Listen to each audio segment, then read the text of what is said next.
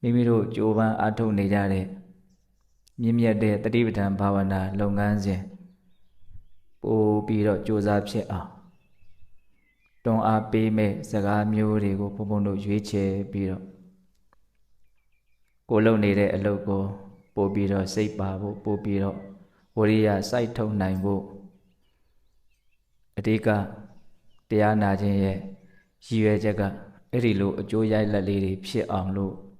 ဒါဘုံဘုံတို့တရားဟောကြတယ်နာကြတယ်ပေါ့နော်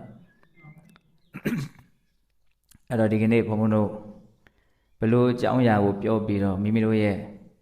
အာထုတ်လိုစိတ်ကိုထက်သန်အောင်တွန်းအားပေးကြမလဲနော်ဘုံဘုံတို့တရားပွဲစစချင်း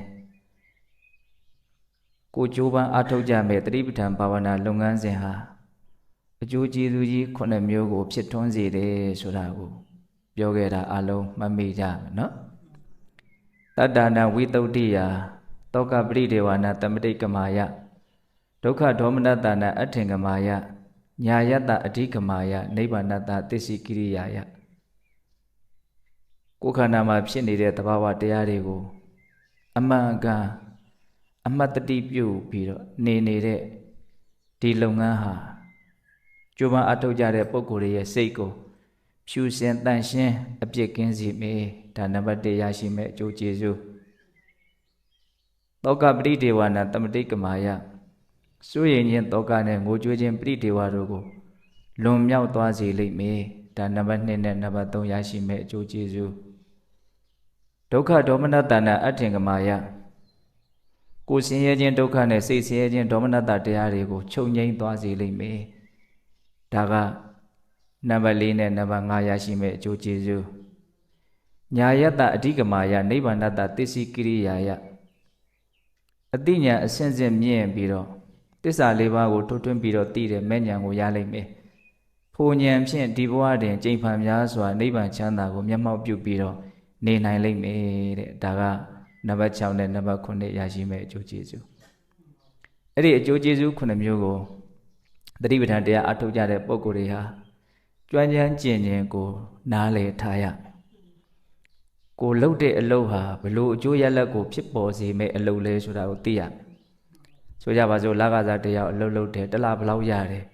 တယောက်ကမေးလိုက်တယ်မင်းကဘယ်လောက်ရတာတော့ဘာလို့လုပ်တာတော့ဘယ်လောက်ရတာတော့ဘယ်လောက်ရမှမသိဘူးကွာဆိုရင်ဒီလူကိုဘယ်လိုလူလို့ပြောရမှာတော့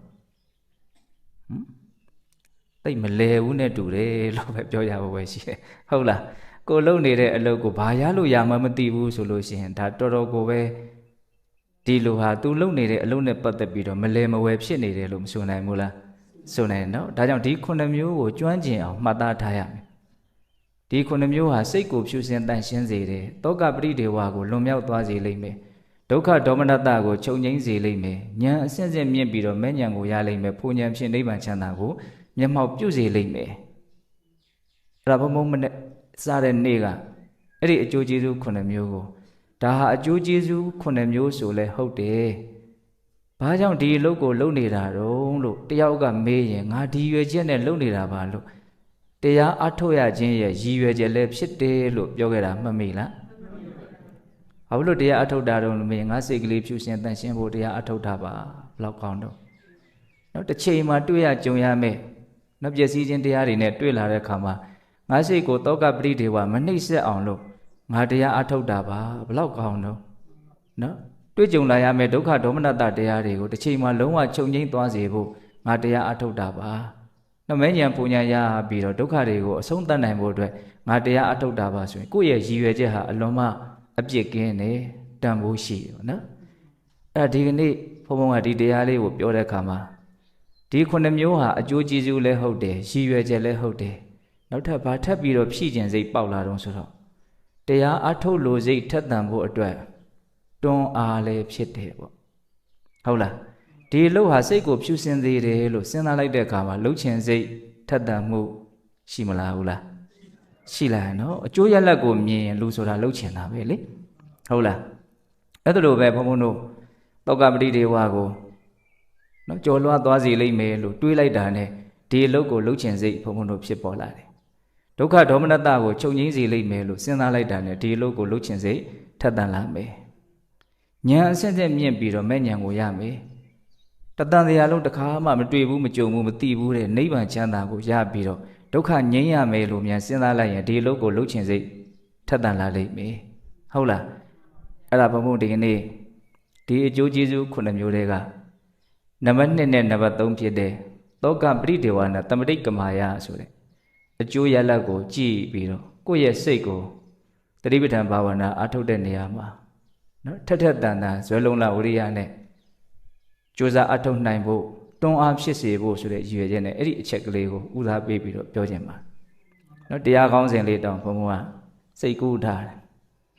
ပျက်စီးချိန်မှာမငိုရလေအောင်တဲ့ဟုတ်လားပျက်စီးချိန်ကြုံလာရင်ဘုံဘုံတို့တွေဟာ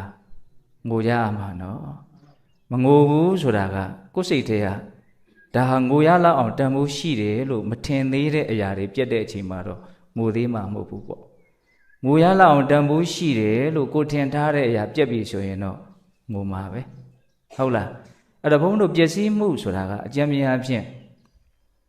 သိပြီးတော့မထိခိုက်စေတဲ့ပျက်စီးမှုတွေလည်းရှိတယ်ဆိုးဆိုးဝါးဝါထိခိုက်သွားစေတဲ့ပျက်စီးမှုတွေလည်းရှိမယ်ပျက်စီးမှုကတော့အများကြီးပဲဥစ္စာပစ္စည်းတွေပျက်စီးတယ်တချို့ကြတော့လည်းပဲအသိဉာဏ်အထိုက်လျောက်ရှိတဲ့အခါကျတော့ဥစ္စာပစ္စည်းပျက်စီးတာလောက်နေတော့မငိုသေးဘူးပေါ့ဒါပေမဲ့တချို့ကြတော့လည်းပဲခန္ဓာရည်နေတဲ့အခါကျတော့ငိုယုံနေမကဘူးယူသွားတဲ့လူတွေတောင်ရှိဘဝမှာနေခြင်းစိတ်တောင်မရှိတော့ပါဘူးဆိုပြီးတော့ဥစ္စာပစ္စည်းပျက်စီးလို့တတ်သေးတဲ့လူတွေတောင်ရှိတယ်ဟုတ်လားအဲ့ဒါဘုံဘုံကဒီကနေ့ဥစ္စာပစ္စည်းပျက်စီးလို့တောကပရိဒေဝဖြစ်ရမယ့်အကြောင်းအရာလောက်တော့မပြောကျင်သေးဘူးဘာပြောကျင်တော့ဆိုတော့လူကိုတကယ်ထိခိုက်မှုဖြစ်စေတဲ့အစဉ်ပြေပြေဖြတ်တန်းဖို့အလွန်ခက်မဲ့ပျက်စီးမှုအဲ့ဒါကဘာတော့ဆိုတော့နော်ကိုချစ်ရတဲ့ခင်ရတဲ့ပုံကိုယ်တွေနဲ့ကွဲကွာရတယ်ဆိုတဲ့အမှုပျက်စီးမှုအဲ့ဒါပျက်စီးမှုပဲလေဘာပျက်စီးသွားတာတော့အတူတူနေရတယ်ဆိုတဲ့အခြေအနေပျက်စီးသွားတာဟုတ်တယ်မဟုတ်လားအဲ့ဒီအတူတူနေရတယ်ဆိုတဲ့အခြေအနေပျက်စီးသွားတာကိုလူတွေဟာသိပြီးတော့တိမခံနိုင်ကြဘူးစိုးရိမ်ကြတယ်ငိုကြွေးကြတယ်ဟုတ်လားနောက်ဘုံဘုံတို့နာခြင်းတရားနဲ့တွေ့လာတဲ့အခါမှာဒါဘာကြောင့်နာခြင်းတရားဖြစ်တာတုံးလို့မေးရင်ဒီနာခြင်းတရားဟာဘာပျက်စီးမှုလဲလို့မေးရင်ဘယ်လိုပြောမလို့ကျမ်းမာရေးပျက်စီးတာဟုတ်လားခန္ဓာကိုယ်နေတာထိုင်တာရှိနေတဲ့အခြေအနေလေးပြက်သွားတာအခုသာဘုံဘုံတို့ကနေတာထိုင်တာရှိနေတဲ့အခြေအနေကိုတန်ဖိုးထားအောင်မှမသိတာကွက်ကိုမလေးငါရတောက်လိုက်တာအခုဘာယောဂမလားမရှိဘူးကောင်းလိုက်တာလို့လူတွေဟာဒီဟာလေးကိုအတိအမှတ်ပြုတ်ခဲတယ်ပေါ့နော်ဟာတကယ်နေမကောင်းထိုင်မကောင်းဖြစ်ပြီဆိုတော့မှဒီနေတာထိုင်တာရှိခဲ့တဲ့အနေအထားလေးကိုအလွန်လွမ်းတယ်ပေါ့တခါတလေတရက်လောက်ရှိသေးတယ်နေမကောင်းတာကလွမ်းလာပြီနေကောင်းနေတဲ့အခြေအနေလေးကိုပြန်ရောက်ချင်လာပြီဟုတ်လားအဲ့တော့ကျမ်းမာရေးဖောက်ပြန်တယ်နော်နာရတယ်ဆိုတာနေတာထိုင်တာရှိတဲ့ကျမ်းမာတဲ့အခြေအနေလေးဘာဖြစ်သွားတာတော့ပြတ်သွားတာဒါလည်းပျက်စီးမှုပဲနော်အဲ့ဒီပျက်စီးမှုနဲ့ကြုံရင်လည်းဘုံဘုံတို့ရဲ့စိတ်ဟာအလွန်ထိခိုက်ရလိမ့်မယ်ဟုတ်လားစေယုံစေကမှာစိတ်ကူးလေးနဲ့နေကြည့်လိုက်အရန်စိတ်ပြက်စရာကောင်းပါလေမသွားလို့လည်းမရဘူးတကယ်ပြက်နေပြီဆိုရင်သူတို့ကမှပြင်နိုင်တာကိုဟုတ်လားနောက်ထပ်ဘုံဘုံတို့အကြီးအမားဆုံးပျက်စီးမှုကဘာလဲဆိုတော့ရှင်သန်မှုပျက်စီးတာသေခြင်းတရားနဲ့တွေ့လာတဲ့အခြေအနေတစ်ခုပေါ့နော်အဲ့ဒီရှင်သန်မှုပြက်တာကတော့သူကအရာအလုံးပြက်တယ်လို့တောင်ဆိုနိုင်ပါလေ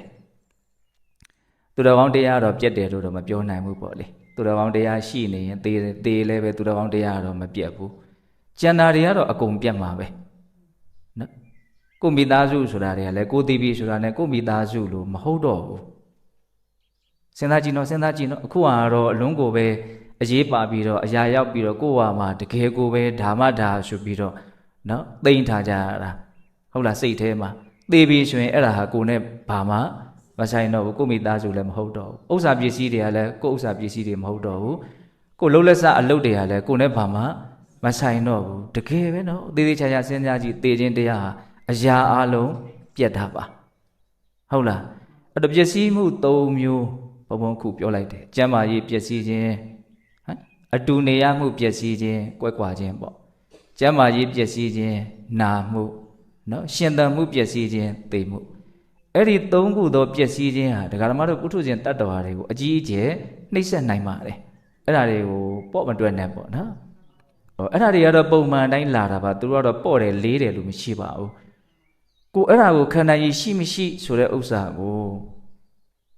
ုလျှော့လည်းမတွက်ဖဲနဲ့ပိုလည်းမတွက်ဖဲနဲ့အမှန်တိုင်းသိတဲ့တယ်နော်ဒီအရာတွေနဲ့တွေ့လာလို့ရှိရင်ငါအဆင်ပြေမဲ့ငါလားအဆင်မပြေမဲ့ငါလားဆိုတာကိုဘာလို့ထားဖို့လိုတော့ကျွတ်တင်ပြီးတော့မှန်မှန်ကန်ကန်တွေးတော့ဆင်ခြင်နားလည်ထားဖို့လိုတယ်ပေါ့ဟုတ်လားအဲ့ဒါကိုတွေးပြီးတော့အဲ့ဒီအခြေအနေမျိုးတွေကြုံလာတဲ့အခါမှာကိုယ့်ရဲ့စိတ်ကိုနော်စိုးရိမ်မှုငိုကြွေးမှုကမနှိမ့်ဆက်အောင်ဘုံဘုံတို့တွေကဘာလုပ်ရမလို့သတိပဋ္ဌာန်တရားကိုကျွတ်တင်ပြီးတော့ဂျိုးမအထောက်ထားရမယ်တော့သတိပဋ္ဌာန်တရားအားထုတ်ရင်ရရှိမဲ့အကျိုးကျေးဇူးဒီပင်လင်စဉ်းစားလိုက်တဲ့အခါမှာကိုယ့်ကိုအားထုတ်ဖြစ်ဖို့အတွက်တွန်းအားတစ်ခုဖြစ်နေတာကိုအံ့ဩဖွယ်ရမတွေ့ရဘူးလားတွေ့ရတယ်ဒါပြောတာနော်ပျက်စီးချိန်မှာမငိုရလေအောင်ဆိုတာဟုတ်လားတဘုံတို့တရားအားထုတ်တယ်ဆိုတာဘုံဘုံစိတ်ထဲမှာတွေးမိတာအဓိကကတော့ရည်ရွယ်ချက်နှစ်ခုပေါ့အခုလောလောဆယ်လည်းပဲငြင်းငြင်းအေးအေးချမ်းချမ်းသာသာကောင်းကောင်းမွန်မွန်လေးနေခွင့်ရအောင်နော်တရားလေးအားထုတ်ပြီးတော့နေရတာအားထုတ်နေရတဲ့အခိုက်မှာကိုစိတ်ဟာချမ်းသာတယ်ငြိမ်အေးတယ်သူ့အဆင့်လေးနဲ့သူပေါ့ဟုတ်လာ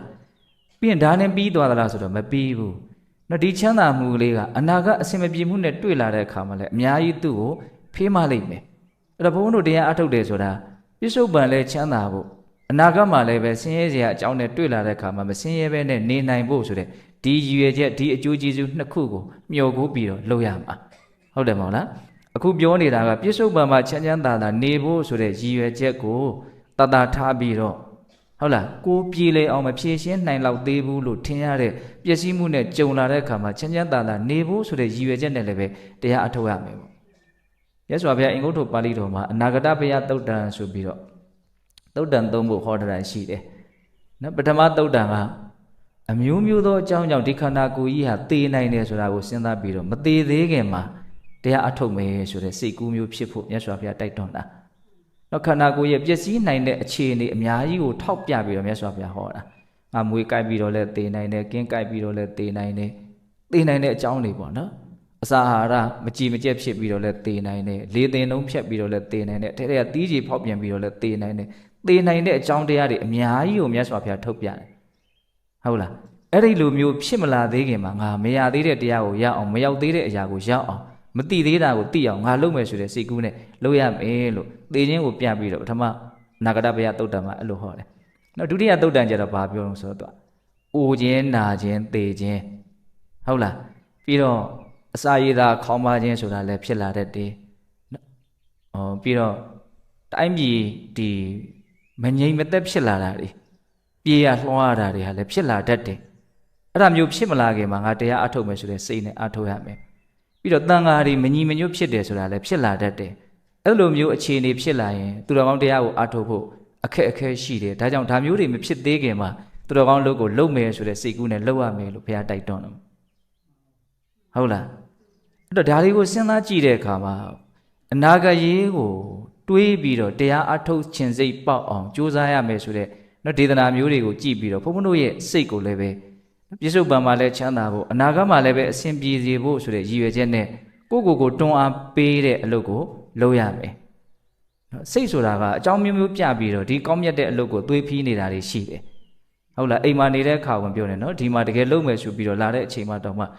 ှစုပ်နေတဲ့စိတ်တွေတွန့်ဆုတ်နေတဲ့စိတ်တွေအများကြီးမရှိဘူးလားရှိရနော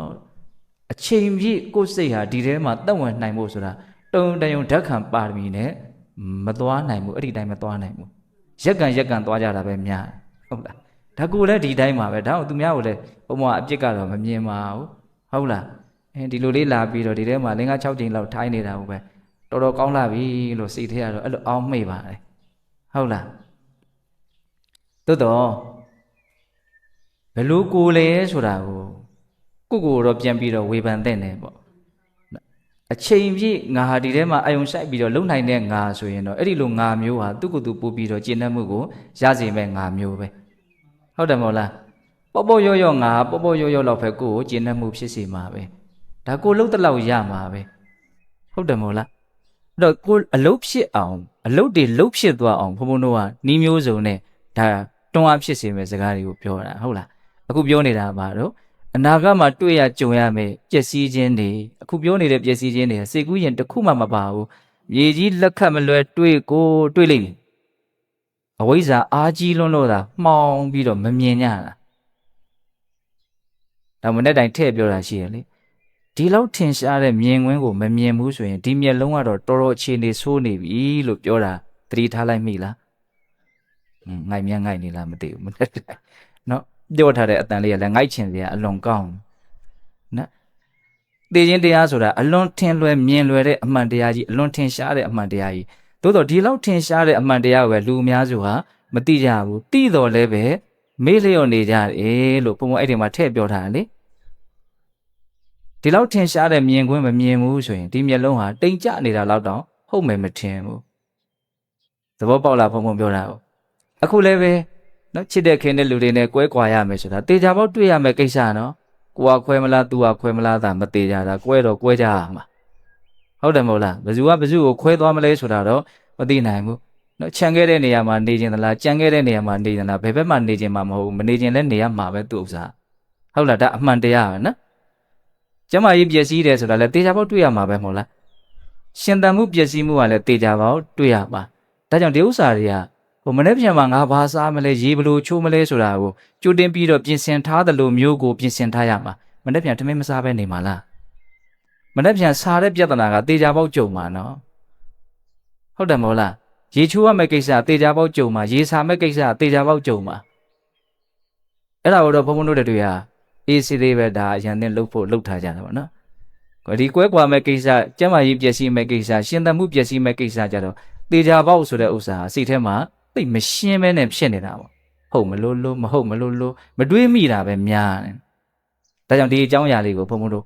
ကိုယ်စိတ်ကိုထောက်ပြပြီးတော့မင်းဒါကိုကြည်ပါဒါကိုသိပါဒါတေချာပေါက်ဖြစ်မှာဒါအတွက်ပြေးလဲအောင်မင်းလုပ်ပါဆိုတာကိုကိုယ်စိတ်ကိုဘာလို့ဖို့လို့တော့ဖြောင်းပြဖို့တွန်းအားပေးဖို့လိုတယ်အဲ့ဒါအတွက်ပြောနေတာဟုတ်လားအဲ့ဒါမြတ်စွာဘုရားကတော့အဲ့ဒီအချက်တွေကိုပြပြီးတော့လည်းပဲအများကြီးတိုက်တွန်းတာပဲအဲ့ဘုံဘုံတို့ပဋိပဒါနတန်ရုပ်ထဲမှာစုံဒတုတ်တန်ဆိုတာရှိဒါကွဲကွာခြင်းနဲ့ပတ်သက်ပြီးတော့မြတ်စွာဘုရားပြောပုံလေးနော်စုံဒဆိုတာကရှင်သာရိပုတ္တရာရဲ့ညီနော်ယဟန္တာမထေရမြတ်ကြီးပဲအဲ့ဒီအရှင်စုံဒမထေရကတနေ့တော့သူ့ရဲ့နောင်တော်ကြီးရှင်သာရိပုတ္တရာပြိဋိဘံဆန်တဲ့နာလကရွာကနေပြီးတော့မြတ်စွာဘုရားရှိရာကျောင်းတော်ကိုလာနော်ရှင်သာရိပုတ္တရာနဲ့ရှင်မမောက္ကလန်ကဘုရားပြိဋိဘံမဆန်ခင်မလိုတော့တဲ့ချိန်မကြခင်မှာပဲဘုရားလည်းပြိဋိဘံဆန်တော့မှာပါသူတို့ကအရင်ရှေ့ရနေပြီးတော့ပြိဋိဘံဆန်တဲ့အဲ့လိုပြိဋိဘံဆန်တဲ့အခါအဲ့ဒီရှင်စုံနာကရှင်သာရိပုတ္တရာရဲ့နော်ရုပ်ကလတ်တော်ကိုမီးရှို့လို့ကျွင်းကြံတဲ့ဓာတ်တော်ရဲ့ရှင်သာရိပုတ္တရာဝိယုံတဲ့သင်္ကန်းကြီးရဲ့ရှင်သာရိပုတ္တရာအမြဲသုံးဆွဲတဲ့သပိတ်ရဲ့ဟုတ်လားအဲ့ဒါသပိတ်ထဲကိုရေစစ်တို့ဓာတ်တော်တို့ထည့်ပြီးတော့အဲ့ဒီသင်္ကန်းကြီးကိုယူလာပြီးတော့မြတ်စွာဘုရားကြီးကိုကြွလာတယ်ရှင်စုံနာကြွလာပြီးတော့မြတ်စွာဘုရားကြီးကိုအရင်မဝင်သေးဘဲနဲ့သူအလွန်ရင်းနှီးကျွမ်းဝင်တဲ့ရှင်အာနန္ဒာကြီးကိုဝင်တယ်ရှင်အာနန္ဒာကရှင်စုံနာနဲ့မှရင်းနှီးကျွမ်းဝင်တာမဟုတ်ရှင်သာရိပုတ္တရာနဲ့ကပိုးပြီးတော့တောင်ရင်းနှီးသေးတယ်အဲ့ဒါနဲ့ရှင်အာနန္ဒာကြီးဝင်တဲ့အခါကျတော့ရှင်ဘုရားအာနန္ဒာဒါဟာ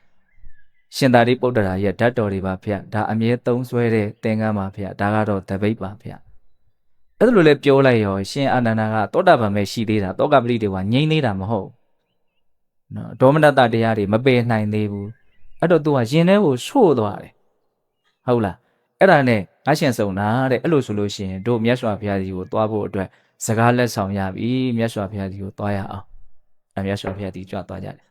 ကိုရောက်တဲ့အခါကျတော့ရှင်အာနန္ဒာကပဲဥဆောင်ပြီးတော့မြတ်စွာဘုရားကိုရှောက်တယ်မြတ်စွာဘုရားဒါဟာရှင်သာရိပုတ္တရာကိုင်းခဲ့တဲ့တပိတ်ပါဗျာဒါဟာသုံးဆွဲခဲ့တဲ့သင်္ကန်းကြီးပါဗျာဒါဟာရှင်သာရိပုတ္တရာရဲ့ဓာတ်တော်တွေပါဗျာအဲ့လိုရှောက်ရင်းနဲ့ရှင်သာရိပုတ္တရာပြိဋိဘံစံတယ်လို့ကြားတဲ့ကစပြီးတော့အမှန်သူကြားနေတာကြားပါပြီသူရင်အန်နေတယ်ဆိုတာလည်းကြားတာကြားနေပြီရှင်သာရိပုတ္တရာနာမကျမ်းဖြစ်နေတယ်ရှင်သာရိပုတ္တရာပြိဋိဘံစံသွားတယ်ဒါကိုကြားလိုက်တဲ့ကစားတဲ့ဘယ်ဟာအရှိဘယ်ဟာနောက်ဘယ်ဟာတောင်ဘယ်ဟာမြောက်ဆိုတာတောင် तू မသိဘူးတဲ့သောတာပန်ပုဂ္ဂိုလ်တယောက်ရဲ့နော်ဒီခွဲခွာခြင်းရဲ့အပေါ်မှာတုံ့ပြန်တဲ့တုံ့ပြန်မှုအော်စရာကြီးနော်အရက်မျက်နာတွေတောင်ညံထဲမှာမထင်ရှားဘူးတဲ့ဘုံဘုံကတော့ဘယ်လိုလေးခံစားအောင်ဆိုအမြဲတမ်းခေါင်းကိုခြားခြားလဲမူးနောက်နေတာနဲ့တူတယ်ဟုတ်လားအဲ့ဒါတရားတွေလည်းသူ့စိတ်ထဲမှာမထင်ဘူးတဲ့ခန္ဓာကိုယ်ကြီးကလည်းအမြဲတမ်းလေးလံနေတယ်အဲ့ဒါလို့သူခံစားချက်ကိုရှောက်တဲ့ခါမှာမြတ်စွာဘုရားအာနန္ဒာတဲ့တာရိပုတ္တရာကတင့်ရဲ့သီလသမာဓိပညာတွေကိုယူပြီးတော့ပြိဋိဘံဆံသွားလို့လားတဲ့မေးလိုက်တာတော့ခက်စိမ့်စိမ့်ကြီးပဲနော် င့်ရဲ့သီလသမารိပညာတွေကိုယူပြီးတော့ပြိဋိဘံစံသွားလို့လားလို့မြတ်စွာဘုရားအဲ့လိုမေးတော့မြတ်စွာဘုရားတဲ့အဲ့လိုယူပြီးတော့ပြိဋိဘံစံသွားတာတော့မဟုတ်ပါဘူးတဲ့ဒါပေမဲ့လို့ရှင်သာရိပုတ္တရာဟာနော်တန်ဃာတော်တွေရဲ့အပေါ်မှာတပည့်တော်တို့ရဲ့အပေါ်မှာအလွန်တရာမှအာကိုအာရပြုရတယ်မျက်နှိုးပေါ်ရကောင်းတဲ့ပုဂ္ဂိုလ်ဖြစ်တဲ့အတွက်ကြောင့်သူအဲ့လိုခံစားရတဲ့အကြောင်းကိုမြတ်စွာဘုရားကိုရှောက်အဲ့ဒီမှာမြတ်စွာဘုရားကရှင်သာရိပုတ္တရာပြိဋိဘံစံတာနဲ့ပတ်သက်ပြီးတော့ဒီရှင်အနန္ဒာကိုပြောတဲ့စကားလေးတွေဒါလေးတွေကရိုးနေအောင်ကြားဖို့နေတဲ့စကားလေးပဲမယ်လို့အလွန်ကောင်းတယ်နာနုတံအာနန္ဒမယပฏิကိစေဝအခတံအာနန္ဒာတဲ့ငါအစာတွေကစပြီးတော့ကြိုတင်ပြီးတော့ကြိမ်ဖန်များစွာသင်တို့ကိုငါပြောဘူးတယ်မဟုတ်လားတဲ့အဲ့ဒီလိုလေးလေးကစပြောတာနော်နာနုတံအာနန္ဒမယပฏิကိစေဝအခတံဘာတွေပြောခဲ့တာတော့မြတ်စွာဘုရားအစာတွေကစကြိုတင်ပြီးတော့သဗ္ဗေဟိပိယေဟိမနာပေဟိနာနာဘာဝဝိနာဘာဝအညထဘာဝတံကုတ္တထအာနန္ဒလဗ္ဗယန္တံဇာတံဘူတံသင်္ခဏပလောကဓမ္မနောတံဝတ္တမာပလုစီတိနေတံဌာနဝိဇတိတဲ့အဓိပ္ပာယ်ကသဗ္ဗေဟိအလုံးစုံကုန်သောပိယေဟိချစ်အပ်ကုန်သောမနာပေဟိမျက်နှိုးအပ်ကုန်သောတတ္တဝသင်္ခါရတို့နှင့်နာနာဘာဝရှင်ခွဲကိုရခြင်းတည်၎င်းဝိနာဘာဝသေခွဲကိုရခြင်းတည်၎င်းအညထဘာဝဘဝချပြီးတော့ဘဝတစ်ပါးသည်ဖြစ်ပြီးတော့ကိုရခြင်းတည်၎င်းကွက်ကွာခြင်းအမျိုးမျိုးပေါ့အဲ့ဓာတွေဟာတဲ့နော်ယန္တံဇာတံဘူတံသင်္ခဏပလောကဓမ္မနော်ဖြစ်လာတဲ့တရားကြီးပွားလာတဲ့တရားပြုပြင်ရတဲ့တရားပျက်စီးသွားတဲ့တရားတွေမှာဒီလိုကွဲကွာခြင်းတရားတွေမဖြစ်ပါနဲ့လို့ဘယ်မှာတောင့်တလို့ရနိုင်မလဲတဲ့အဲ့လိုတောင့်တလို့ရနိုင်ကြတဲ့အကြောင်းလောကမှာမရှိဘူးတဲ့ကျိန်ဖန်များစွာရှေးဦးစွာတဲ့ကစငါခဏခဏပြောခဲ့တယ်မဟုတ်လားဆိုတာဒီစကားကိုပြောတာတဲ့နော်အလုံးစုံသောချစ်အပ်မျက်နှိုးအပ်သောတတ္တဝသင်္ခါရတို့နှင့်ရှင်ခွဲကွဲရခြင်းသေခွဲကွဲရခြင်းဘဝချပြီးတော့ကွဲရခြင်းအဲ့ဒီကွဲကွာခြင်းတွေမဖြစ်ပါစေနဲ့လို့ဒီသဘာဝတရားတွေရဲ့အပေါ်မှာတောင့်တလို့မရနိုင်ဘူးဒီသဘာဝတရားဆိုတာကိုဘယ်လိုလေးမြတ်စွာဘုရားပုံဖော်တော့ဆိုတော့စကလုံးလေးလုံးသုံးထားတယ်ယန္တံဇာတံဘူတံသင်္ခတံပလောကဓမ္မံနော်ဇာတံစပြီးတော့ဖြစ်လာဇာတိပေါ့နော်မွေးဖွားလာပြီးတော့ဗါတော့ဘူတံကြီးပွားလာတယ်အကောင်လေးကတဖြည်းဖြည်းနဲ့ကြီးလာနော်ကလလရေကြီးအဆက်အပြောက်လေးကနေပြီးတော့တဖြည်းဖြည်းနဲ့မဖြစ်လာတော့ကြီးလာတယ်အမေဝမ်းထွက်တဖြည်းဖြည်းနဲ့ပဲကြီးလာတယ်ဇာတံဘူတံဖြစ်လာတယ်ကြီးလာတယ်ပြီးတော့ဗါတော့သင်္ခတံတဲ့ဘုံမသဘောကျစကလုံးတစ်လုံးချင်းစီကိုဟုတ်လားသင်္ခတံဆိုတာဗါတော့အမြဲပြင်ပေးနေရတယ်တဲ့ကဲလှုပ်တက်တဲ့အရွယ်တွေကစတော့လှုပ်ပေးနေရတာမလှုပ်တက်တဲ့အရွယ်တုန်းကလည်းသူများကလှုပ်ပေးရတာပဲနော်အမေရင်ခွင်ထဲမှာရှိတော့ကိုမမလှုပ်တက်သေးဆိုအမေကလှုပ်ပေးတာအမေလှုပ်မပေးရင်သေမှာနော်တတ္တဝါရဲ့သဘောကဘာတော့ဇာတံဖြစ်လာတယ်ဘူတံကြီးပွားလာတယ်သင်္ခတံလှုပ်ပေးနေရတယ်ပြင်ပေးနေရတယ်ဒီတိုင်းထားလို့မရဘူးတဲ့အဲ့လိုလှုပ်ပေးတဲ့ကြားတွေကပဲနောက်ဆုံးကြတော့ပလောကဓမ္မသွားတာပဲတဲ့ပြတ်သွားတာပဲဘဝရဲ့သမိုင်းလို့တောင်ပြောခြင်းတဲ့ကျုပ်ကဟုတ်လားငွေဖွာလာတယ်ကြီးထွားလာတယ်ပြုပြင်ပေးရတယ်ဘလို့ပဲလှုပ်လို့ပြီးတော့ပြတ်သွားတယ်ဒီလိုသဘာဝတရားတွေရဲ့ပုံမှာကွဲကွာခြင်းတရားတွေမဖြစ်ပါစေနဲ့လို့ဘယ်မှာတောင့်တလို့ရနိုင်မလဲအဲ့လိုဖြစ်เสียအကြောင်းရှိကိုမရှိဘူးတဲ့ဒီစကားမျိုးကိုငါကြိမ်ဖန်များစွာပြောခဲ့ပြီမဟုတ်လားရှင်သာရိပုတ္တရာတေလို့စိတ်ထဲမှာဘာမှထိခိုက်မနေနဲ့လို့ရှင်အနန္ဒာကိုအဲ့လိုပြောတာအဲ့ဒီမှာဆက်ပြီးတော့မြတ်စွာဘုရားပြောတာလေစိတ်ဝင်စားစရာကောင်းတယ်တတ္တမတိဟအာနန္ဒအတ္တတိပဝိရဒအတ္တတရဏအနေညတရဏဓမ္မတိပဓမ္မတရဏအနေညတရဏနော်ဟိုတနေ့ကလည်းပြောရတယ်နော်ဒီစကားလေးနော်တတ္တမတိဟအာနန္ဒဒါကြောင့်မို့လို့တဲ့အတ္တတိပဝိရဒကိုမှီခိုပြီးတော့နေကြအတ္တတရဏကိုအားကိုပြီးတော့နေကြအနေညတရဏကိုအားလွဲလို့ဘုရားမှာအာမကိုပဲနဲ့နေကြနော်ဓမ္မဒီပါတရားကိုမှီခိုပြီးတော့နေကြဓမ္မတရဏတရားကိုအားကိုပြီးတော့နေကြအနေညတရဏတရားလွဲပြီးတော့တခြားဘယ်ရာကိုမှတကယ်အရေးတကယ်ဘေးနဲ့ကျုံလာရင်အားကိုရလိမ့်မယ်လို့လွယ်မမှတ်ထင်မဲနဲ့တရားကိုသာအားကိုပြီးတော့နေကြဒီထိခဏကြားခဲ့တယ်နော်ဒါဆက်ပြီးတော့တရားကိုအားကိုရမယ်ဆိုတဲ့နေရာမှာတရားကိုဘယ်တရားကိုခေါင်းကောက်ပြီးတော့မြတ်စွာဘုရားညွှန်ပြတယ်ဆိုတော့တတိပဋ္ဌာန်တရား၄ပါးကိုခေါင်းကောက်ပြီးတော့ညွှန်ပြတယ်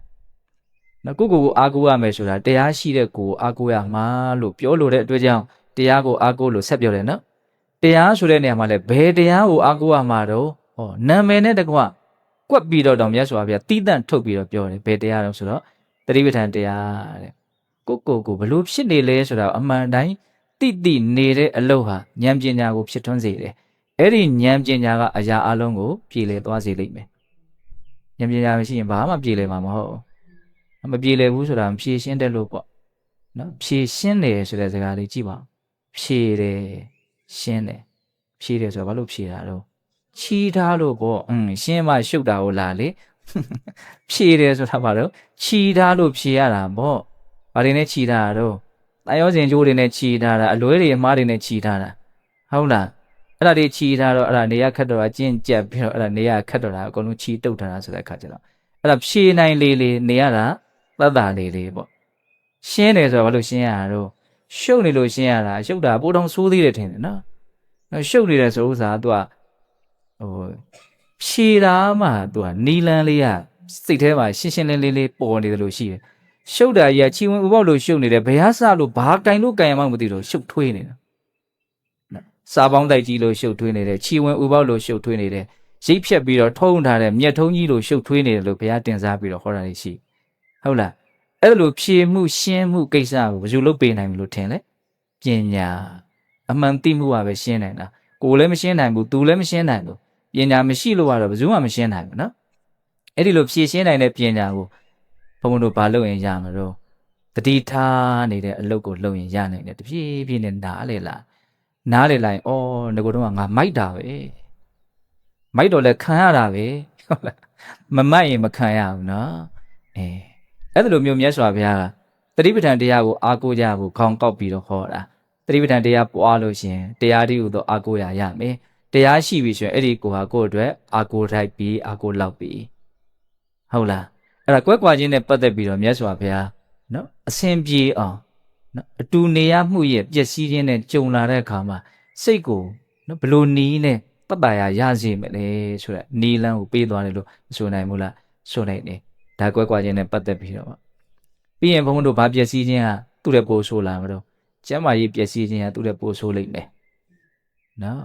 ်ဖြုတ်ကနေဖြတ်ကနေသေသွားတော်သေးတယ်သေတာတော့ဘယ်မှမတော်ပါဘူးလေဒါပေမဲ့ကျမ်းမာရေးမကောင်းပြီးတော့နော်သေပြန်သေးတော့မလွန်လားနေရခက်ထိုင်ရခက်နဲ့တခါတဲ့တပိန်ပိန်တလိန်လိန်ဖြစ်နေရတဲ့ကိစ္စကြီးကတုံးတန်ယုံစိတ်အခြေအနေနဲ့ရင်ဆိုင်နိုင်ဖို့မလွယ်ဘူးလို့ထင်ပါတယ်နော်ရေရှည်ဒုက္ခဝေဒနာတွေကနှိမ့်ဆက်လာပြီဆိုရင်စိတ်ဓာတ်တွေကလည်းကျလာမှာပဲလေစိတ်တွေကလည်းကြောင်ချောက်ချားတွေဖြစ်ကုန်မှာပဲအဲ့ဒီအခြေအနေကိုဘုံဘုံတို့မျောလင့်ထားနော်မတွေ့အောင်ရှောင်ဖို့ကတော့မကြိုးစားနဲ့နော်ဘာလို့ဆိုဒီဥစ္စာကြီးကတွေ့ကိုတွေ့မဲ့ကိစ္စကြီးဘုံတို့ကအဲ့ဒီနီးကိုပဲသုံးညာဖို့လူတွေဟာမသိမဲ့နဲ့တက်နေကြတယ်နော်တခုဖြစ်လို့ရှင်မဖြစ်ချင်ဘူးခုနကရှောင်မလားဒီနားကရှောင်မလားမရနိုင်တာကြီးကိုလူတွေကကြိုးစားကြင်ကြတယ်နော်ထိုင်နည်းနည်းလေးပဲနည်းနည်းလေးလောက်ပဲနော်ဆေးဝါးတွေကောင်းလို့နည်းနည်းလေးလောက်ပဲတတ်တာရတဲ့အပိုင်းတွေတော့ရှိမယ်ပေါ့ပြီးရင်တော့ဒီလိုပဲမပြေမလဲနဲ့ပဲသွားရတာပါအဓိကကတော့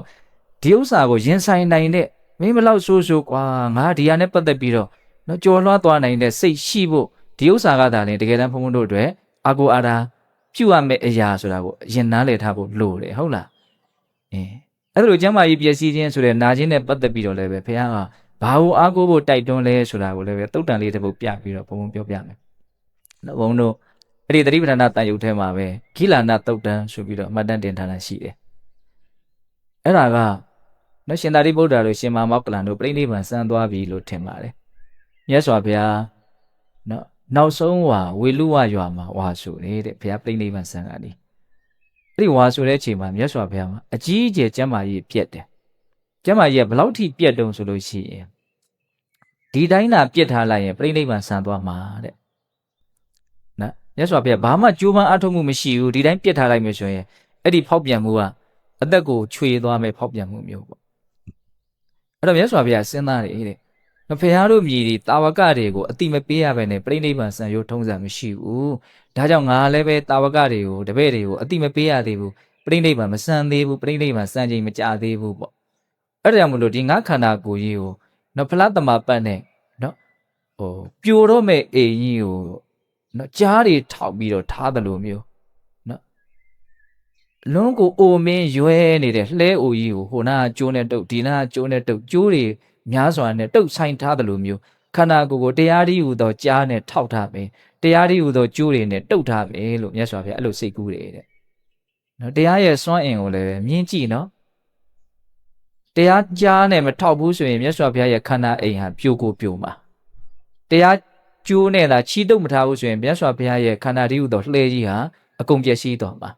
အဲ့ဒါမြတ်စွာဘုရားဖလားတမပတ်ဝင်စားပြီးတော့နော်တရားတည်းဟူသောကြားနဲ့ထောက်ထားတယ်တရားတည်းဟူသောကျိုးနဲ့ချီတုပ်ထားတယ်အမြတ်စွာဘုရားသက်သာသွားတယ်တဲ့ဒါသက်သာသွားတဲ့အခါကျတော့ညနေခင်းလေးမှာကျောင်းရှိကနော်နေပူဇာလေးမှာမြတ်စွာဘုရားထွက်ပြီးတော့နေပူဇာလေးလှုံတယ်အဲ့ဒါရှင်အနန္ဒာကမြတ်စွာဘုရားကိုနှိမ့်နှဲပေးရင်းနဲ့မြတ်စွာဘုရားအခုမြတ်စွာဘုရားကျမ်းမာရေးကောင်းလို့လားတော်တော့တယ်ပေါ့နော်မြတ်စွာဘုရားကျမ်းမာရေးဖောက်သွားတာကိုတည်တဲ့ကစပြီးတော့စောတော့လည်းပဲပြောတယ်အရက်မျက်နှာတွေလည်းသူမှမထင်ရှားတော့ဘူးတရားတွေလည်းဘာမှမသိတော့ဘူးခန္ဓာကိုယ်ကြီးကလည်းအမြဲတမ်းလေးလံထိုင်မှန်ပြီးတော့အဲ့လိုဖြစ်နေတယ်ဒါပေမဲ့တကူတော့တခုတော့တွေးမိတယ်တဲ့။အော်မြတ်စွာဘုရားနောက်ဆုံးစကားကိုမပြောရဘဲနဲ့တော့ပြိဋိဘံဆံမှာမဟုတ်ဘူး။အခုမြတ်စွာဘုရားကနောက်ဆုံးစကားကိုမပြောရသေးဘူး။ဒါကြောင့်မြတ်စွာဘုရားပြိဋိဘံတော့မဆံတော့ဘူးဆိုတာကို तू သိတယ်တဲ့။အဲ့ဒါကြောင့်မလို့ तू စိတ်ကလေးကနည်းနည်းတက်တာရတယ်တဲ့။အဲ့လိုပြောတဲ့ခါကျတော့မြတ်စွာဘုရားအာနန္ဒာတဲ့သင်တို့ကငါးစီကနေပြီးတော့ဘလို့နောက်ဆုံးစကားကိုမျှော်လင့်နေကြတာတော့တဲ့ငါမှဆေးရလက်ဆုပ်ဆိုပြီးတော့နောက်ဆုံးစကားဆိုတာမရှိဘူးတဲ့နော်ယဟန်တန်ဃာကိုငါးသားလင်းခေါင်းဆောင်မဲ့ငါးကိုယ်သားလင်းမှီခိုးပြီးတော့နေကြလို့အဲ့လိုစိတ်ရှိတဲ့ပုဂ္ဂိုလ်သားလင်းဆေးရလက်ဆုပ်ဆိုပြီးတော့နောက်ဆုံးဟာလေးကိုဘယ်သူမှမပြောဘဲနဲ့ဒါလေးနဲ့ချုပ်ကန်ထားနေတာပေါ့လေတပည့်တွေကိုဟုတ်လားငါမှအဲ့လိုစိတ်မရှိတဲ့အတွက်ကြောင့်နောက်ဆုံးစကားဆေးရလက်ဆုပ်ဆိုတာဘာမှမရှိဘူးသင်တို့ကိုအိတ်သွန်ဖာမောက်အကုန်သိတဲ့သိတတ်တာတွေကိုငါအကုန်ပြောပြီးပြီတဲ့ဘာမှပြောစရာအကြံဘူးတဲ့နော်အဲ့ဒါလိုအမိန့်ရှိပြီးတော့မြတ်စွာဘုရားစောစောကလိုပဲနန္နုတ္တအာနန္ဒမယပฏิကိစေဝအခါတံငါရှေးတုန်းကစာကြိမ်ဖန်များစွာသင်တို့ကိုပြောခဲ့ပြီမဟုတ်လားချစ်အမျက်နှိုးအပ်တဲ့အလုံးစုံသောသင်္ခါရတရားတို့နဲ့ရှင်ခွဲကိုရလိမ့်မယ်သေခွဲကိုရလိမ့်မယ်ဘဝချပြီးတော့ကိုရလိမ့်မယ်နော်ဖြစ်လာတဲ့ကြီးထွားလာတဲ့ပြုပြင်ထားရတဲ့ပျက်စီးသွားတတ်တဲ့ဒီသဘာဝတရားတွေမှာမကွဲကွာပါစေနဲ့လို့အဲ့လိုမျိုးဘယ်လိုနည်းနဲ့မှတောင့်တလို့မရနိုင်ဘူးအဲ့ဒါဖြစ်နိုင်တဲ့အရာမဟုတ်ဘူးအဲ့လိုမြတ်စွာဘုရားအမိန့်ရှိပြီးတော့စောစောကလိုပဲနော်ကိုပဲအာကိုကြကိုဟာလွတ်လို့တခြားဘယ်ရာကိုမှအာမကိုနဲ့သူတော်ကောင်းတရားကိုပဲအာကိုကြသူတော်ကောင်းတရားလွတ်လို့တခြားဘယ်ရာကိုမှအာမကိုနဲ့အဲ့လိုအမိန့်ရှိပြီးတော့သူတော်ကောင်းတရားဆိုတဲ့နေရာမှာဘာကိုညွှန်ပြပြန်လို့ဆိုတော့တတိပဋ္ဌာန်တရားကိုပဲညွှန်ပြတယ်တော့ကိုယ့်ရဲ့ယုတ်ကာယကိုအဖန်မှအောက်မေ့အမှတ်ရပြီးတော့အမှန်တိုင်းသိနေခြင်းလို့ဆိုတဲ့ကာယ ानु ပတနာတတိပဋ္ဌာန်နော်ကိုယ့်ရဲ့အကောင်းအဆိုးအမျိုးမျိုးခံစားချက်တွေကိုဒါငါလားသူလားပုဂ္ဂိုလ်တ attva လားသို့မဟုတ်ခံစားမှုတက်ပဲလားဆိုတာကိုသဲကွဲအောင်ကိုဉာဏ်နဲ့အပြည့်မှန်ထုတ်နိုင်အောင်ဝေဒနာကိုလည်းဝေဒနာလို့ပဲမှန်မှန်ကန်ကန်သိပြီးတော့နေတာပါခေါ်တော့ဝေဒနာ ानु ပတနာတတိပဋ္ဌာန်ဟုတ်လားစိတ်တွေကိုလည်းစိတ်တွေလို့ပဲသိပါကျွတ်တော့စိတ်တွေကိုငါစိတ်လို့ထင်တာနော်စိတ်ကိုငါလို့ပေါင်းထင်တာလည်းရှိတယ်ငါဟာလို့ခွဲပြီးတော့ထင်တာလည်းရှိတယ်ခွဲတာလည်းဟိုလိုကြီးကွဲနေတာမဟုတ်တွဲနေတာငါဟာလို့ထင်တာစိတ်ကိုလည်းငါလို့ထင်တယ်ငါဟာလို့လည်းထင်တယ်ဟုတ်လားငါဟုတ်သလားငါဟာဟုတ်သလားသို့မဟုတ်စိတ်ကစိတ်ပဲလားဆိုတာကိုတဲကွယ်ကိုဉာဏ်နဲ့သိအောင်စိတ်ကိုလည်းပဲစိတ်လို့ပဲသိပါဟုတ်လားပြီးရင်ပါတော့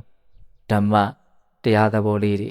ကောင်းတဲ့ပဲရောမကောင်းတဲ့ပဲရောဘာကြောင့်ဒီလိုဖြစ်နေတာတော့ဘာကြောင့်ဒီလိုမဖြစ်တာတော့ဖြစ်နေတာကိုလည်းဖြစ်နေတယ်လို့သိဘာကြောင့်ဖြစ်တယ်လဲဆိုတာလည်းသိဘာကြောင့်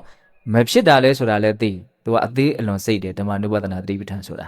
ဟုတ်လားအကုန်လုံးအနှစ်ချုပ်လိုက်မယ်ဆိုလို့ရှိရင်တော့ဘာပဲဖ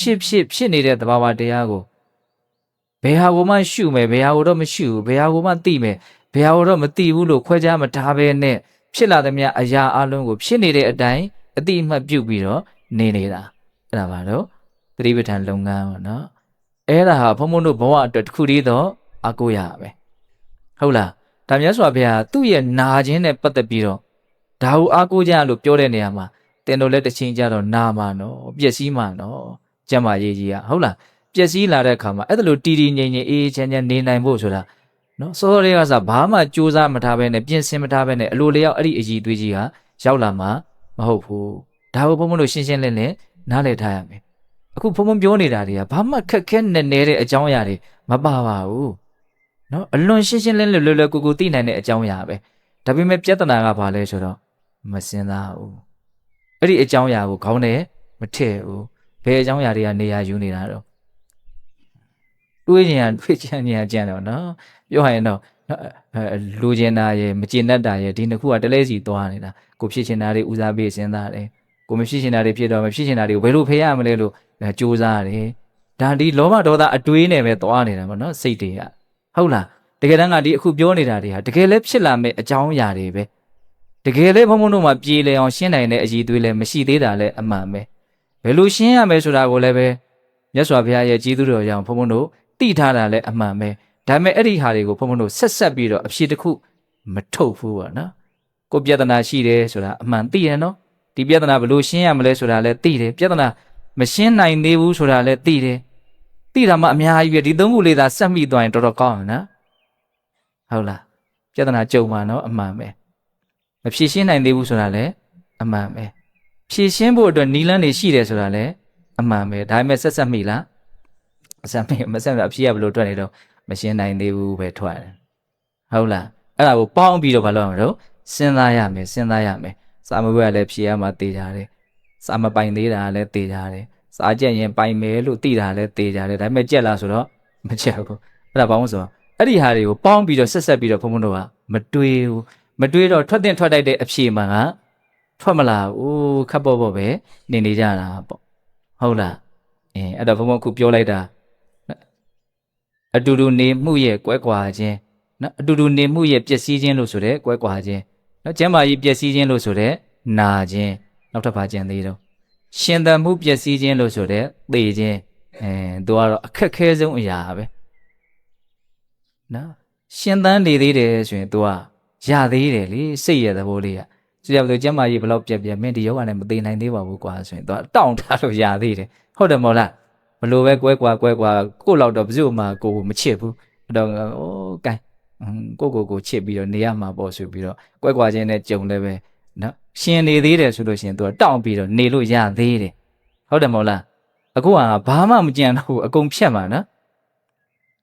်ရှင်သန်မှုပျက်စီးတယ်တေဆုံးခြင်းရင်ဆိုင်နိုင်မှုအခက်ခဲဆုံးအရာပါပဲဟုတ်လားရင်ဆိုင်နိုင်မှုအခက်ခဲဆုံးအရာအဲ့ဒါကိုလည်းဘုံဘုံတို့ဘာနဲ့ရင်ဆိုင်ရမှာလို့မေးရင်ဒီသတိပဋ္ဌာန်တရားပွားများပြီးတော့ရရှိလာတဲ့အသိဉာဏ်နဲ့ပဲဆက်ပြီးတော့ရင်ဆိုင်ရမှာဟုတ်လားအဲ့ဒါနဲ့ပတ်သက်ပြီးတော့လည်းပဲဘုံဘုံတို့သုတ်တန်လေးတဲ့ဘုမှတ်တမ်းတင်ထားတာကိုပြောခြင်းတယ်ဒီနေ့ကတော့ရှင်သာရိပုတ္တရာတို့ညီကိုလေးအကြောင်းတွေများနော်ရှင်သာရိပုတ္တရာမှာနောက်ထပ်ညီတစ်ယောက်ရှိသေးတယ်သူကဥပသေနရဲ့စုံနာရဲ့ရေဝရရဲ့ဆိုတော့ညီရ3ယောက်ရှိတယ်စာလာတိတုပစာလာစာလာဥပစာလာတိတုပစာလာဆိုညီမကလည်း3ယောက်ရှိတယ်ရှင်သာရိပုတ္တရာအကိုကြီးပေါ့သူ့မှာညီမ3ယောက်ညီ3ယောက်ရှိတယ်ရေဝရကလည်းပဲငယ်ငယ်လေးနဲ့အလွန်စွမ်းထက်ပါတယ်အခုပြောမှာကဥပသေနနော်ဥပသေနကလည်းယဟန္တာမထေပါပဲအဲ့ဒါတနေ့တော့သူ့တပည့်တွေရောနရှင်သာရိပုတ္တရာရောရှင်သာရိပုတ္တရာရဲ့တပည့်တွေရောယဟန်တော်တွေတော်တော်များများဟိုကြောက်ကူကြီးအကြီးကြီးထဲမှာစုပြီးတော့သတင်းသုံးနေတာရှိတယ်ကြုံရနေကြတာပါပဲမြတ်စွာဘုရားခေတ်ကယဟန်နေဘယ်နာလို့ဆိုဆိုမျိုးရဲ့ရှိကိုအရှင်ပြေတဲ့နေရာအရှင်ပြေသလိုနေနေတာပဲဒါယဟန်တာတွေဖြစ်သွားပြီဆိုတဲ့အခါကျတော့လည်းပဲဘာပူစရာရှိမှလဲဘာမှလည်းပဲမပူတော့ဘူးပူစရာလည်းဘာမှမရှိတော့ဘူးဟုတ်လားအဲ့တော့သူတို့လောကမှာအသက်ရှင်နေတယ်ဆိုတာသူတို့အတွက်ရှင်းနေတာမဟုတ်တော့ဘူးလို့ဘုံဘုံကတော့အဲ့လိုခံစားရတယ်ဟုတ်လားလူတွေကိုအသိဉာဏ်ရအောင်လူတွေငြိမ်းချမ်းအောင်ချမ်းသာအောင်မေတ္တာတွေပေးမယ်အသိဉာဏ်တွေပေးမယ်ဆိုတဲ့စိတ်နဲ့ပဲရှင်းသန်းနေတာဖြစ်တဲ့အတွက်ကြောင့်ဘယ်နေရာနေရလို့မှလည်းပဲသူတို့မှဘာမှထူးခြားမှာမဟုတ်အဲ့တော့အဆင်ပြေသလိုပဲနေကြတာပေါ့ဟုတ်လားအဲ့လိုနေရင်းနဲ့ဒီနေ့တော့အဲ့ဒီသူတို့နေတဲ့လှိုင်းကူကြီးကမွေစိုးတွေအလွန်ပေါ်တယ်ကြောက်ကြားတယ်မှာမွေလေးတွေကလည်းနေကြတယ်အဲ့လိုနေရင်းနဲ့အဲ့ဒီလှိုင်းကူကြီးထဲမှာဒီရှင်ဥပသေနကဒီသင်္ကန်းကိုပခုံးတစ်ဖက်ဖော်ပြီးတော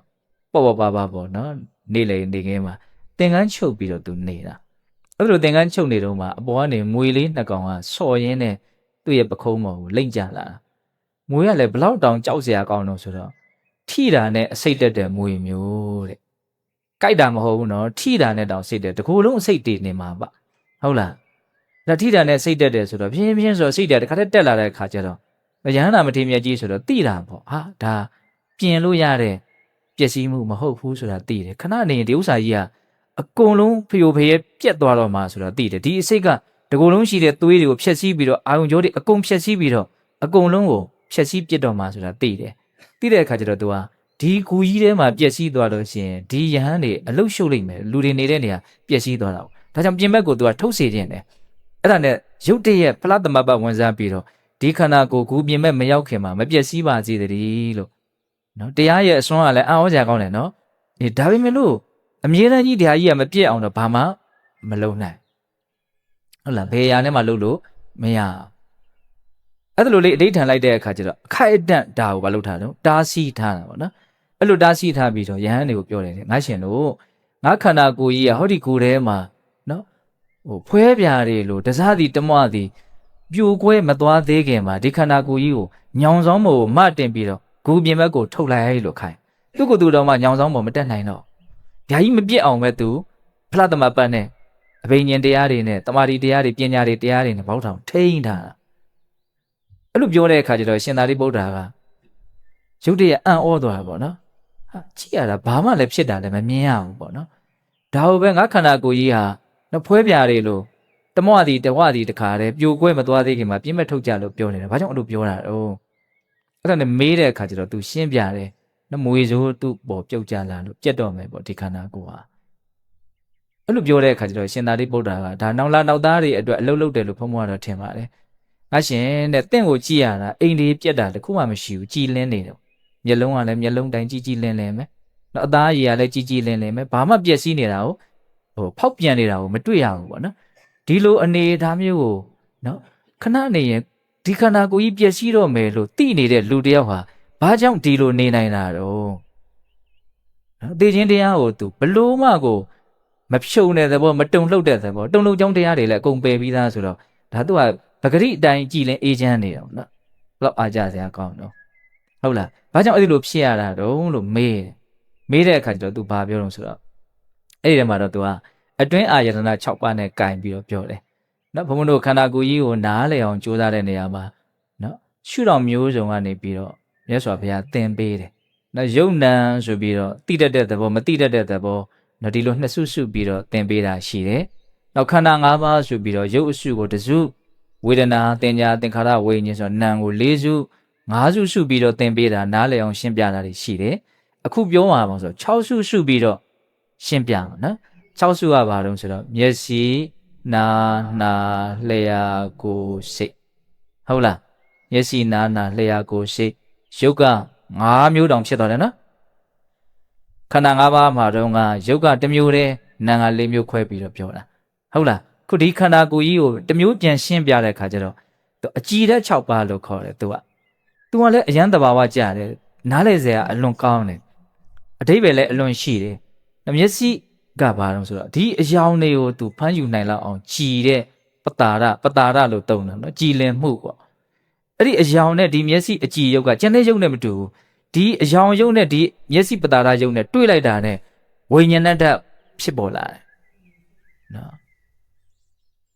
်မှန်တဲ့ဒီဘက်ကအယောင်နဲ့ထင်လာတယ်အရေးဟာထင်းလာတယ်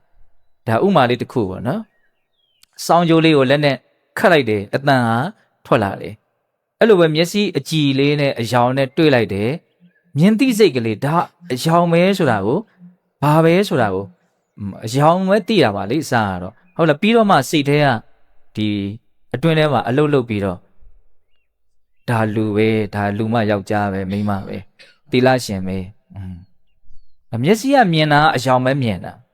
ဝါလေးပဲမြင်တာမျက်စိကသီလရှင်လို့မသိဘူးဟုတ်လားသီလရှင်လို့လှုပ်လိုက်တာဘယ်သူကလှုပ်လိုက်တာတော့အတွင်းထဲကစိတ်ကလှုပ်တာပေါ့နော်ဒါလေးကိုလည်းကွဲပြားနားလဲရမယ်ဟုတ်လားအလုတ်လုတ်ပုံပေါ့ဟုတ်လားအဲ့လိုပဲနားဆိုရင်နားပါတော့အတန်ပဲကြားတာဘယ်သူအတန်ဘဝအတန်ငါ့ကိုကောင်းတာတွေပြောတာဆိုးတာတွေပြောတာဆိုတော့စိတ်ကလှုပ်တာသူကဟုတ်လားသူကြောင့်သူအင်္ဂလိပ်တယောက်ကစကားလာပြောတယ်ဘုံဆိုရင်ဒါအတန်ပဲကြားမှာဘာတွေပြောနေလို့ပဲသိမှာတော့ရှင်းလားဘုံပြောတာဘာပြောတာလို့သိတာကဘယ်သူကသိတာတော့စိတ်ထဲကသိတာပေါ့နော်အဲ့တော့ခန္ဓာအိမ်ကြီးကိုအကြည်တဲ့6ပါးနဲ့ဖွဲ့စည်းတည်ဆောက်ထားတယ်တဲ့မျက်စိရယ်နားရယ်နှာခေါင်းရယ်လျှာရယ်ကိုယ်ရယ်ပြီးတော့ဗါတော့စိတ်တယ်ဟုတ်လားအဲ့မှာရုပ်ပတာရ5ခုဟာအာယုံကိုသူဘာလုပ်နိုင်တယ်နော်အာယုံကိုခံယူပြီးတော့ဝိညာဏဓာတ်တွေကိုပေါက်ဖွားစေမှာသူကဟုတ်လားဒါကြောင့်တဖြည်းဖြည်းနဲ့စက်ယုတ်ကြီးတရုပ်လိုပဲခန္ဓာကိုယ်ကိုပုဂ္ဂိုလ်တ attva သဘောမပါဘူးဆိုတဲ့အမြင်နဲ့မြင်ကြည့်လိုက်ဟာ तू ဟိုနာအတိဓာတ်တွေထွက်လိုက်ဒီနာအတိဓာတ်တွေထွက်လိုက်အတိဓာတ်တွေထွက်နေအတိဓာတ်ကိုပါဠိလိုဘယ်လိုခေါ်တော့ဝိညာဏဓာတ်ပေါ့နော်တစ်ချက်တောက်လျှောက်အလုပ်လုပ်တဲ့ထဲထဲကနေပြီးတော့တင်ညာကောင်းဆောင်ပြီးတော့လုပ်မယ်လို့ထင်ပါတယ်ကိုယ်ငကိုယ်တော့မှတ်ထားတာလေးနဲ့ပတ်သက်ပြီးတော့ ဟုတ်လားဒါပါစုပဲပဲဘာပဲညာပဲအဲ့လိုဆိုရင်ငါဘလို့ပြန်လုပ်မယ်ဟိုလိုလုပ်မယ်ဒီလိုလုပ်မယ်ရှုပ်ထွေးနေမှာစိတ်ထဲမှာဟုတ်လားအခုဒီရှင်ဥပဒေနာကသူဘာကြောင့်ပျက်စီးကနေလေးမှာကြည်ကြည်လင်လင်ချမ်းသာအိမ်ဒီမပြတ်ဖဲနဲ့မဆင်းရဲပဲနဲ့နေနိုင်တာတော့အဲ့ဒီနေနိုင်ခြင်းရဲ့အကြောင်းတရားကိုသူကဘာကိုကင်ပြောအောင်ဆိုတော့အခုပြောတဲ့အာယတနာ6ပါးကိုကင်ပြောတယ်နော်အကြည်တဲ့6မျိုးလည်းဘုံပြောလိုက်တယ်အာယတနာ6မျိုးလို့လည်းအခုပြောလိုက်တယ်အာယတနာဆိုတာအာယုန်နဲ့ရဲ့တီယာကိုအာယတနာလို့ခေါ်တယ်နော်မျက်စိဆိုလို့ရှိရင်အယောင်ရဲ့တီယာဟုတ်လားအဲ့တော့ဘုန်းတို့ဒီအာယတနာ6ပါးသူအတွင်းအာယတနာ6ပါးရှိတယ်အပြင်အာယတနာ6ပါးရှိတယ်အစ္ဆတိကာယတနာဘာဟိရာယတနာလို့အဲ့လိုလေးသုံးတယ်ဒီလိုပါဠိလေးတွေကိုနားထဲကိုရင်းနှီးအောင်လုပ်နော်ဒါတကယ်လက်တွေ့ဘဝမှာကိုဖြတ်တန်းနေတဲ့အခြေအနေတွေပါပဲဒါတွေကိုနားလည်ခြင်းဟာတကယ်ပညာရှိတယောက်ဖြစ်စေလိမ့်မယ်ဟုတ်လားဒါကြောင့်ခန္ဓာအိမ်ကိုဘယ်လိုတိဆောက်ထားတော့အတွင်းအာယတနာ6ပါးနဲ့တိဆောက်ထားတယ်ပြင်မပတ်ဝန်းကျင်လောကကြီးဟာဘာတွေတုံးဆိုတော့ခုနပြောတဲ့အာယုံ6ပါးပေါ့ဟုတ်တယ်မဟုတ်လားအကြောင်းတွေရှိမယ်အတန်တွေရှိမယ်အနတ်တွေရှိမယ်ရတာတွေရှိမယ်တော့တွေ့ထိမှုကိုဖြစ်စေတဲ့တော့တကြီးတွေရှိမယ်ပေါ့ဓာတ်တဘာဝတွေရှိမယ်ဟုတ်လားဒီအာယတနာ12ပါးကိုလည်းပဲတော့ကြည်ကြည်ပြန့်ပြန့်နားလည်သင့်တယ်ပေါ့မြတ်စွာဘုရားကဒီအာယတနာ12ပါးနဲ့ကင်ပြီးတော့တဘာဝတရားတွေအကြောင်းကိုနားလည်အောင်ရှင်းပြတဲ့တုတ်တန်တွေအများကြီးရှိတယ်ဟုတ်လားဘုန်းတို့အလွန်ထင်ရှားပါတယ်နော်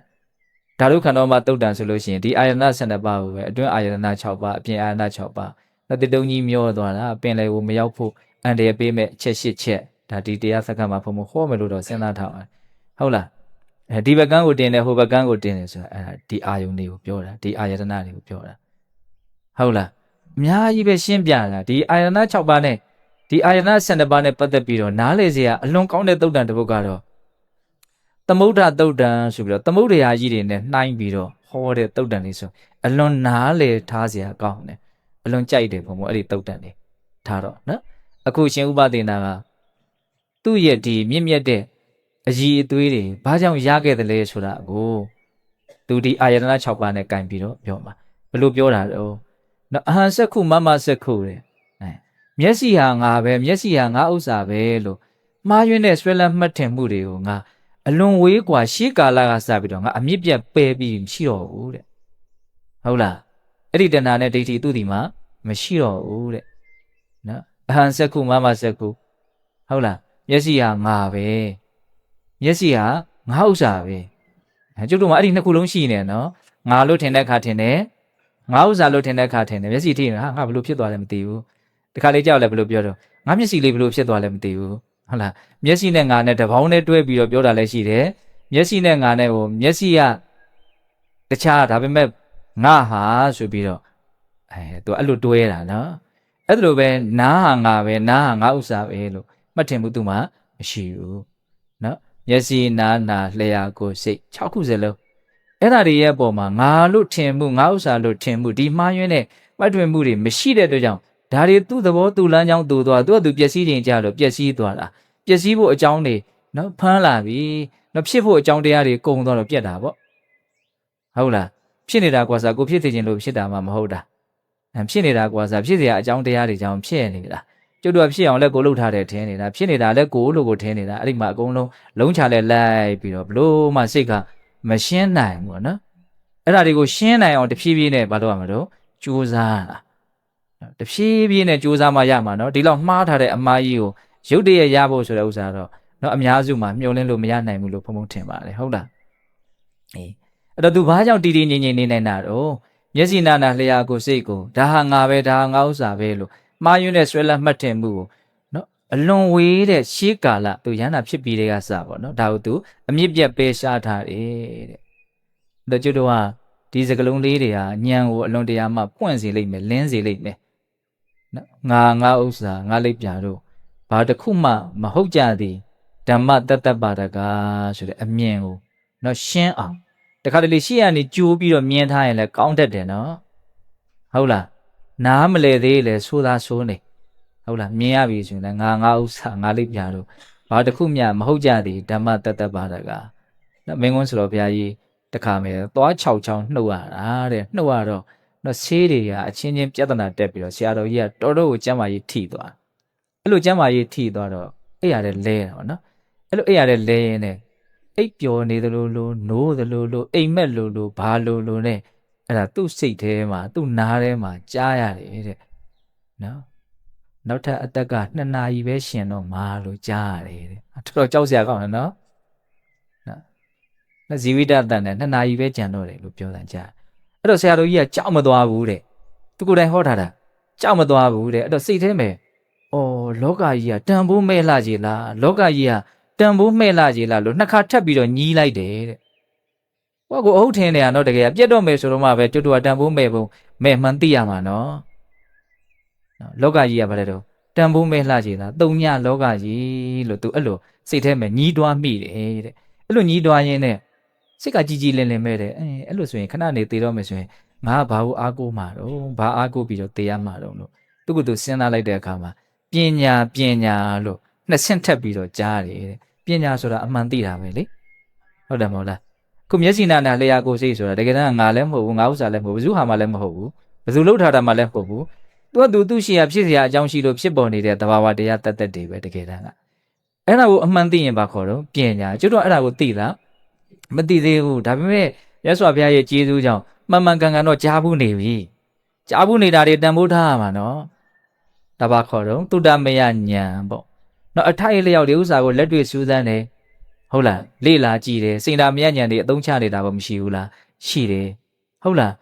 ထိုက်တလောက်တော့နားလေတယ်ဒါပေမဲ့နားလေဘူးမှုကထပ်ပြီးတော့နားလေဖို့လိုနေသေးတယ်အဲ့ဒါလိုဉာဏ်မျိုးကိုဘာလို့ခေါ်တော့အနုဘောဓဉာဏ်လို့ခေါ်တယ်ထပ်ပြီးတော့လိုသေးတဲ့အတိဉာဏ်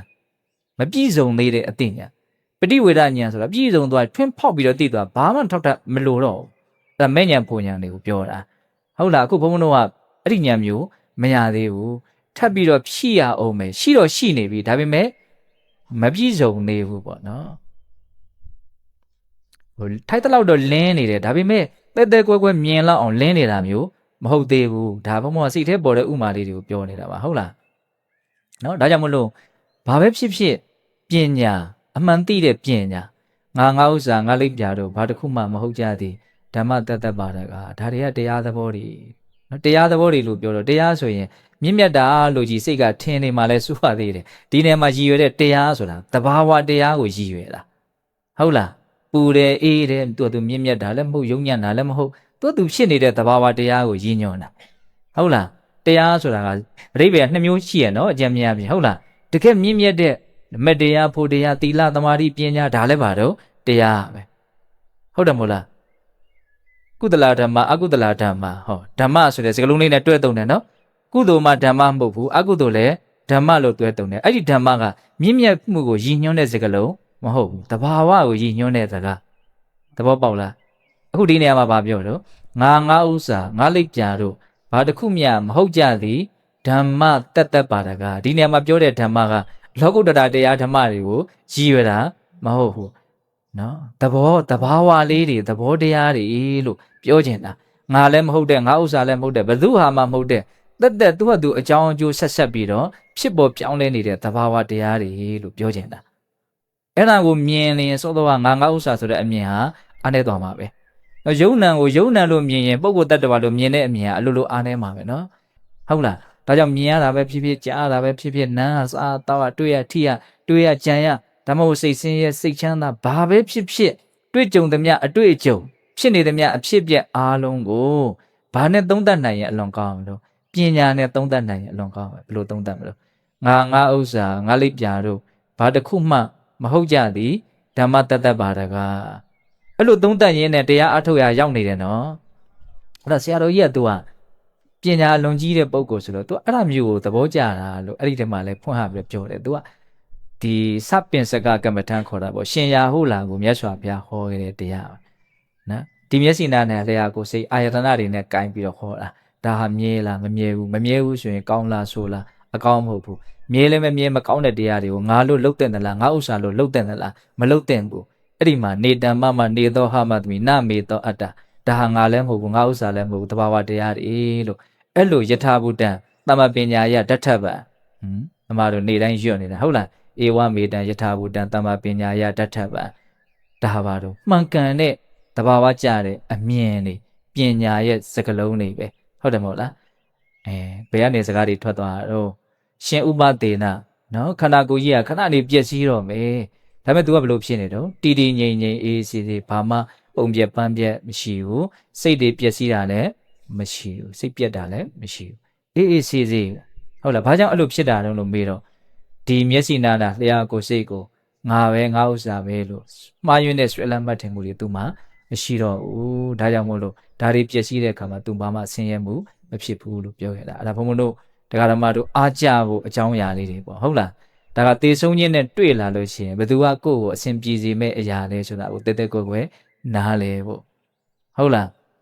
လူတွေကတော့ဘယ်လိုပြောတော့ဥသာမင်းသားလေးတော့ရှားမှာဟုတ်လားမတ်တက်စာတော့ရှိပြီတုံးလုံးစာလေးတော့ရှားမှာလူတွေကပိုက်ဆံမဲ့အာကိုနဲ့ဟုတ်လားပိုက်ဆံအာကိုရမဲ့အပိုင်းရှိသလိုအာကိုလို့မရတဲ့အပိုင်းတွေလည်းရှိတယ်ဆိုတာကိုနားလည်ထားနော်ဟုတ်တယ်ဆေးတွေဘာတွေဝယ်ဖို့ဆေးရုံတွေဘာတွေတက်ဖို့ကလည်းပိုက်ဆံရှိမှလေဒါတော့ကတော့ရှင်းပါတယ်ဒါကတော့သိပြီးတော့နားလည်ဖို့ခက်တဲ့ကိစ္စမဟုတ်ဘူးเนาะဒါပေမဲ့အဲ့ဒီဆေးရုံပေါ်မှာပဲပတ်စံတွေရှိပြီးတော့เนาะအကုန်လုံးဖြည့်ရှင်းဖို့ပြည်လဲတဲ့အနေအထားမှာပဲနောက်ထပ်ဖြည့်ရှင်းဖို့မလွယ်တဲ့အလွန်ခက်တဲ့ပြဿနာကြီးကျန်းနေတာကိုမြင်ဖို့မလိုဘူးလားအဲ့ဒါကဘာတော့သေခြင်းကိုရင်မဆိုင်တဲ့ကိစ္စเนาะပျက်စီးမှုကိုရင်မဆိုင်နိုင်ဘူးစိတ်ကဒီနားမှာထစ်နေအောင်ပါပဲเนาะဒါကြောင့်မလို့ဒီကနေ့လက်ပျက်စီးချိန်မှာမငိုရလေအောင်ဆိုတဲ့ရည်ရွယ်ချက်နဲ့ဘုန်းဘုန်းတို့သူတော်ကောင်းတရားကိုစူးစမ်းအထောက်လေစိတ်ထက်သန်အောင်ဒီအကြောင်းအရာလေးတွေကိုပြောပြပါတယ်ဟုတ်လားပြောကြတာတွေအကုန်လုံးပြန်ပြီးတော့နှိမ့်ချုပ်ကြည့်မယ်နော်တတိပဋ္ဌာန်တရားကိုအထောက်ရင်ရရှိမဲ့အကျိုးကျေးဇူးဘယ်နှမျိုးတော့9မျိုးအဲ့ဒီ9မျိုးသည်အကျိုးကျေးဇူးဆိုရင်လည်းဟုတ်တယ်တရားအထောက်ခြင်းရဲ့ရည်ရွယ်ချက်ဆိုရင်လည်းဟုတ်တယ်ဟုတ်ပြီနော်အခုဘုန်းကဘာထပ်ပြီးတော့ပို့လိုက်တာတော့တွန်းအားနော်တရားအထုတ်ဖြစ်ဖို့အတွက်ကြီးမားတဲ့တွန်းအားကိုဖြစ်စေတဲ့အရာတွေဆိုရင်လည်းဟုတ်တယ်ဒီ9မျိုးကိုစဉ်းစားလိုက်ရင်အထုတ်ခြင်းစိတ်ပေါက်လာတာအမှန်ပဲအဲ့ဒီ9မျိုးတွေကမှနော်ပျက်စီးမှုကြုံလာရင်ဘုန်းတို့ပုထုဇဉ်တွေမှာဖြစ်တတ်တဲ့သဘာဝဘာလို့စိုးရင်ခြင်းနဲ့ငိုကြွေးခြင်းချမ်းသာသလားအဲ့ဒီတရားတွေကဘယ်ချမ်းသာမလို့ကြိုက်လားမကြိုက်ဘူးမကြိုက်သည်ဖြစ်စေဆင်းရဲသည်ဖြစ်စေ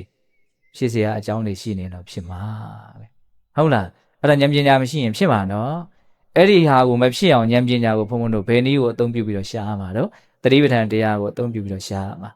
အဲ့ဒါပျက်စီးခြင်းဆိုတာကိုဘုံဘုံပျက်စီးခြင်းကိုဘယ်နှမျိုးပြောတုံးဒီနေ့အဓိကထိခိုက်မှုကိုဖျက်ဆီးနေတဲ့ပျက်စီးခြင်း၃မျိုးအတူတူနေမှုရဲ့ပျက်စီးခြင်းကျန်းမာရေးရဲ့ပျက်စီးခြင်းရှင်သန်မှုရဲ့ပျက်စီးခြင်းကွဲကွာခြင်းရဲ့နာခြင်းရဲ့သေခြင်းရဲ့ဖြည့်ရှင်းဖို့ခက်တဲ့ပြဿနာတွေပေါ့ဟုတ်လားအဲ့ဒါတွေကိုမြတ်စွာဘုရားကတော့ဘာကိုအားကိုးပြီးတော့ဖြည့်ရှင်းကြလို့ဆုံးမခဲ့တာတော့တတိပဋ္ဌာန်တရားအားထုတ်ပြီးတော့အဲ့ဒါကိုအားကိုးပြီးတော့ဖြည့်ရှင်းကြလို့တိုက်တွန်းတယ်ဟုတ်လားစုံဒသုတ်တန်ရဲ့ခိလာနာသုတ်တန်ရဲ့ဥပဒေနာမထေမြတ်ရဲ့အကြောင်း၃မျိုးပြောပြီးတော့ဘုံဘုံတို့နော်မှတ်သားစရာနော်အားထုတ်တို့စိတ်ကိုထက်သန်ဖို့အတွက်တရားလေးတွေကိုပြောပါတယ်ဟုတ်လားဒါကြောင့်ဒီကနေ့ယောဂီတို့ကြိုးစားအားထုတ်ကြရတယ်ကုသိုလ်ကောင်းမှုအစွစုတို့ရဲ့စွမ်းတတ္တိကြောင့်ဘုရားတပည့်တော်တို့ဒီမဲ့ညာဘုံညာမျက်နှိပ်ပံကိုလင်းမြန်ထုတ်ချောက်မျက်မှောက်ပြုဝရစေကုန်သောဟုပတ္တနာအောင်စုပြုကြကုန်ရာတည်း